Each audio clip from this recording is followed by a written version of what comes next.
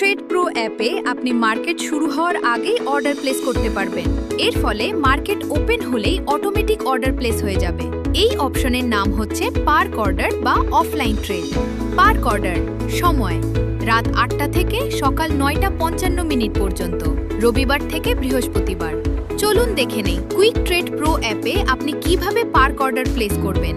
রাত ৮টা থেকে সকাল ৯:৫৫ মধ্যে কুইক ট্রেড প্রো অ্যাপে লগ ইন করুন। ট্রেড বাটনে ক্লিক করুন।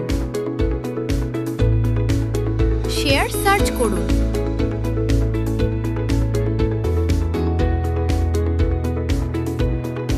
অর্ডার সংখ্যা